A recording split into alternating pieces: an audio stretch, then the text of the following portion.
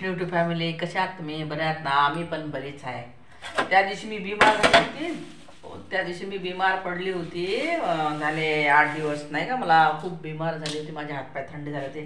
Heart attack यायचं म्हणजे हे होता, संभवता होती, पण आला नाही. ठीक आहे. डॉक्टरनं सांगितलं, मी एक्सरा वगैरे ह्याचे काय म्हणतात ते करतात ना, काय ते सगळं लावतात, ते काढलं, नाव येत नाही मला. तर ते काढलं तर त्याच्यात निघलं BP. मग BP निघली. मग त्या दिवशी काय झालं, मग मुद्द्याला सांगतो. तर मग त्या दिवशी काय झालं, वहिनीला मी अगोदरल्या दिवशी भुईमुगाच्या शेंगा मागितल्या होत्या की वहिनी मला भुईमुगाच्या शेंगा द्या. वहिनीने काही दिल्याच नाही. वहिनी काही दिल्या नाही. तर मग त्या दिवशी अचानक तब्येत खराब झाली माझी. सकाळी 6 वाजता भावाला फोन केला. म्हणलं दादा तू ये बाबा लवकर, घबराट होऊ राहिली. म्हणलं हातपाय थंड झाले, काही खरं नाही. म्हणलं बाबा तब्येत माझी लय खराब आहे. माझा भाऊ 6:30 वाजता माझ्याकडे आला. हा दादा, आमचा दादा 6:30 वाजता आला. माझा वहिनी 6:30 वाजता कुठून शेंगा दी, आता गडबडमध्ये. मग माझ्या वहिनीला असं वाटलं, अरे नंदीनं शेंगा मागितल्या होत्या. असंच माझी आई जेव्हा वारली ना, तेव्हा माझ्या आईने दूध मागितलं होतं वहिनीला. तो दूध काय वहिनीने दिलं नाही. मग वहिनी आताही त्या गोष्टीचा पश्चाताप करता, तुम्ही आईला दूध नाही दिलं. तर त्यांना त्या गोष्टीचा त्रास होत्या. त्यांना असं वाटलं की अरे बाईनं शेंगा मागितल्या होत्या, आपण काही शेंगा दिल्याच नाही. मग वहिनीनं आमचा भाचा मागून आला गाडी घेऊन, आणि त्याने शेंगा आणल्या. हे बघा, थांबा हे भुईमुगाच्या शेंगा याला म्हणतात. भुईमुगाच्या शेंगा कोणी काय म्हणतात, कोणी हिंदीतनी मुंगफल्ली म्हणतात, असं काहीतरी म्हणा. मराठीत मात्र याला भुईमुगाच्या शेंगा म्हणतात. कोणी भुई शेंगा म्हणते असं म्हणतात, पण आम्ही विदर्भातली भुईमुगाच्या शेंगा बोलतो.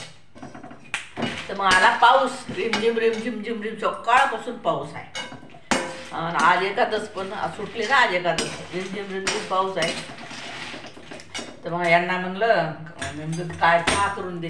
म्हणलं थांबा, माझ्या घरातनी म्हणलं भुईमुगाच्या शेंगा आहेत, तुम्हाला भाजून देते, आणि गुळ पण आहे म्हणलं.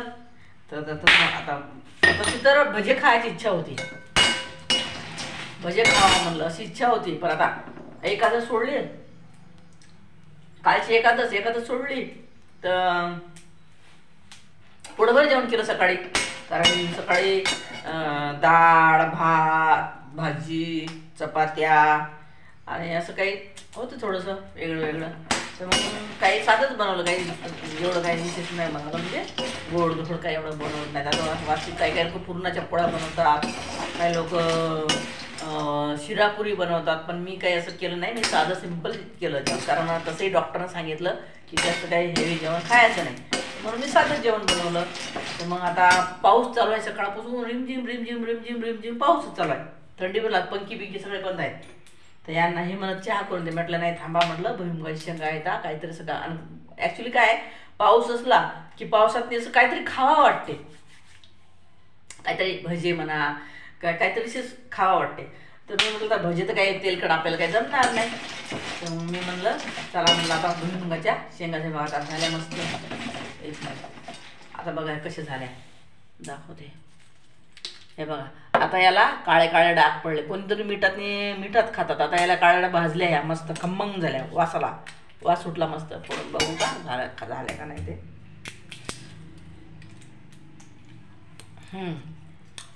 झाल्या. आता ते जसं थंड्या होतात, थांबा शेंगदाणा खाद्या.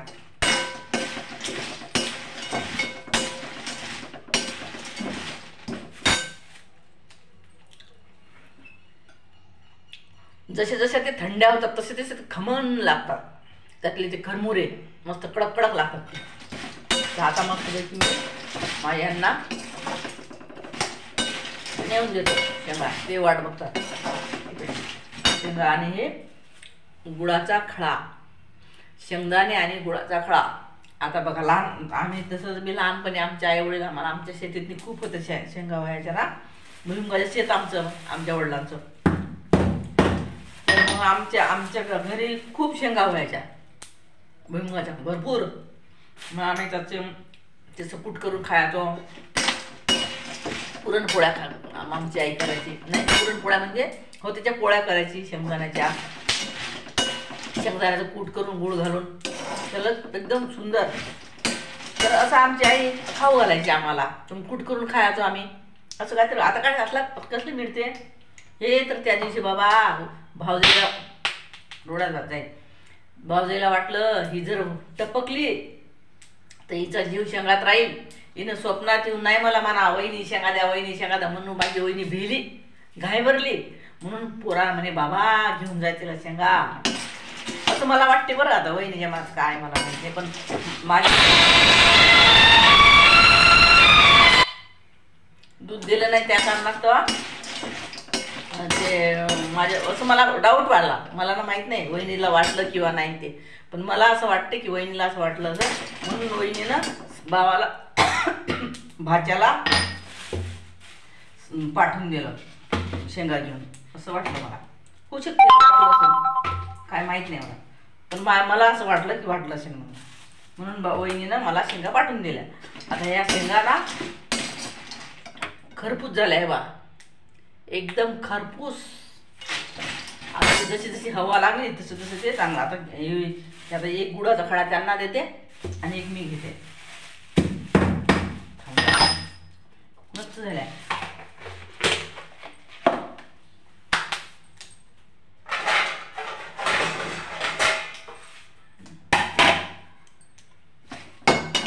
तुम्ही पण खा मस्त काहीतरी शेंगा बिंगा काही असतील तर.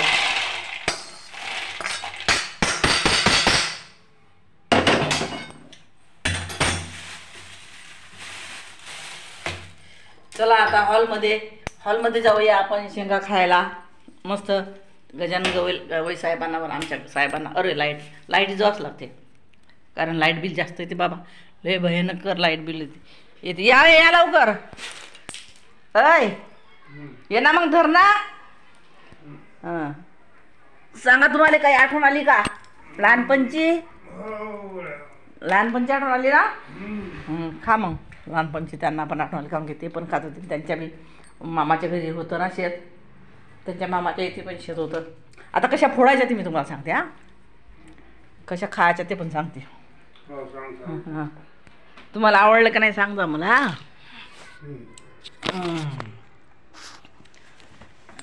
हरे कृष्णा हरे राम पांडुरंगा गोपाला. बसा ना मग काय तर खालीच बसा लागते. चक्र पडतात ना ते धिंगाणा होते ना मग इथे बसा इथे.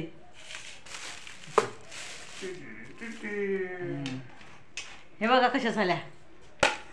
हा हा हा खमन.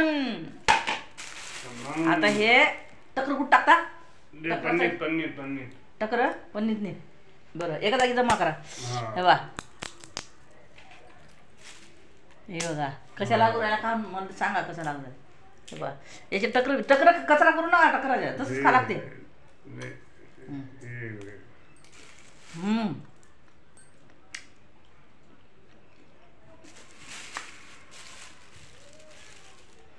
हे बघा लहानपणचीच आठवण येऊ राहिली तुम्हाला. येऊ राहिली का त्याची बी येऊ राहिली म्हणतात. हे बघा हे अशी निघतात येते टकर. हे बघा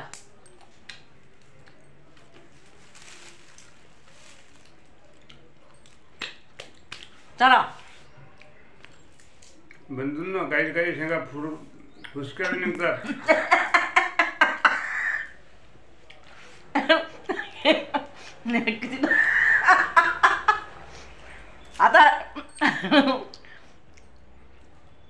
आता माझ्या बहिणीने का एक शेंग निवडून दिली का. हा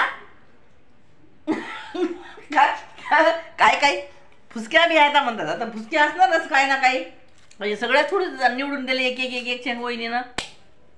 बंधूंना म्हणतात काय फुसक्या बी असणारच फुसक्या. फुसके कुठे येतात सगळं चांगलेच आहे ना भावर. पावजा फुसक्या गेल्या हे तकत गेल्या. काही सांगतात द्या तर द्या हे बी करा जाऊ द्या ठीक आहे तुम्ही बी खा. भजे तळून खा, तुम्हाला जमत असतील तर भजी तळून खा, नाहीतर शेंगा, नाहीतर फुटाणे. जय श्रीकृष्ण.